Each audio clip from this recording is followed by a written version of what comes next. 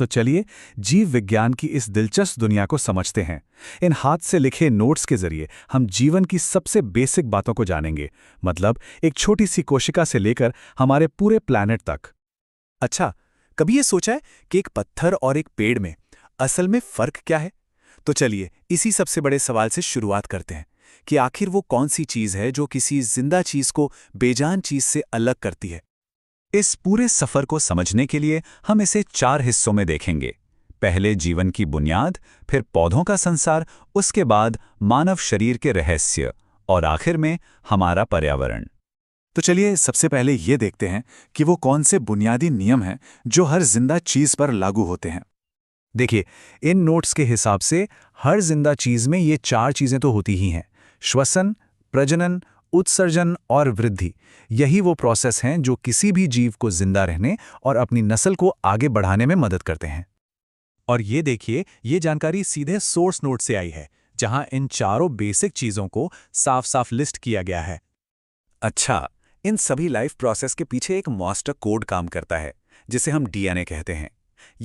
ये एक तरह का ब्लूप्रिंट है जो जिंदगी की सारी जानकारी एक पीढ़ी से दूसरी पीढ़ी तक ले जाता है। अब आगे बढ़ते हैं और देखते हैं कि ये सब पौधों की दुनिया में कैसे होता है। वही पौधे जो हमारे प्लैनेट के साइलेंट इंजन हैं। तो पौधों में सब कुछ शुरू होता है फोटोसिंथेसिस से। ये एक कमाल का केमिकल प्रोसेस है जिसमें पौधे सूरज की रोशनी का इस्तेमाल करके अपने लिए एनर्जी यानी खाना बनाते हैं। और यहां देखिए, ये जो एक सिंपल सा केमिकल इक्वेशन दिख रहा है ना, ये असल में उसी पूरे कॉम्प्लेक्स प्रोसेस को दिखाता है। कितना आसान बना देता है ये समझना। लेकिन एक सवाल है, अगर खाना पत्तियों में बन रहा है तो जड़ों से पानी वहां तक कैसे पहुंचता है, और फिर वो बना हुआ खाना पौधे के बाकी हिस्सों तक कैसे जाता है? इसका जवाब छिपा है पौधे के अपने प्लम्बिंग सिस्टम में।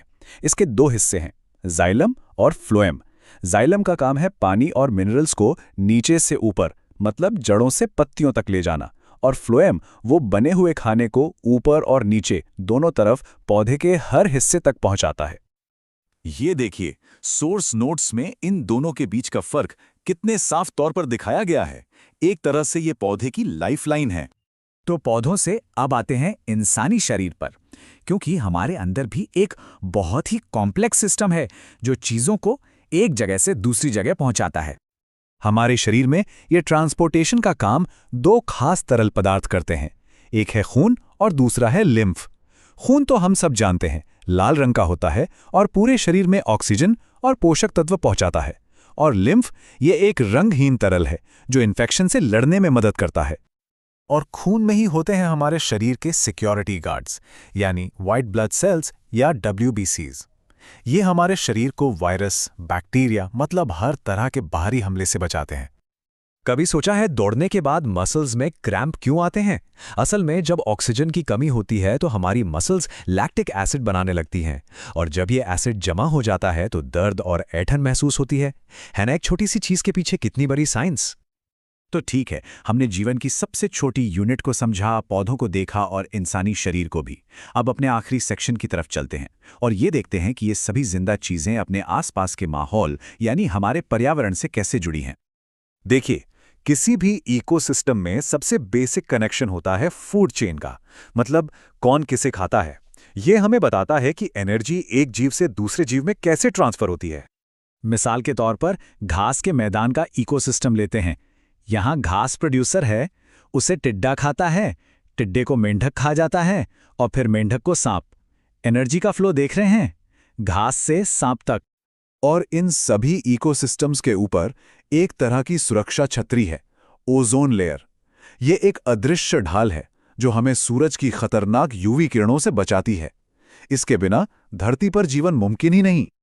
पर अफसोस की बात यह है कि हमारी अपनी कुछ आदतें इस पूरे बैलेंस को बिगाड़ रही हैं, जैसे एरोसोल से निकलने वाले CFCs जो ओजोन को खत्म करते हैं, पेड़ों का कटना, खतरनाक केमिकल्स और प्लास्टिक का बेहिसाब इस्तेमाल। तो सवाल ये है कि इसे ठीक कैसे किया जाए।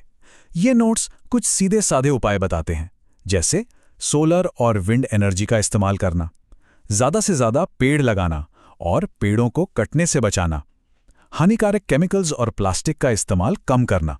तो आखिर में ये सब हमें एक सवाल के साथ छोड़ जाता है ये सब कुछ समझने के बाद जरा सोचिए वो कौन सी एक छोटी सी आदत हो सकती है जिसे अपनाकर हम सब मिलकर अपने इस पर्यावरण में एक बड़ा बदलाव ला सकते हैं।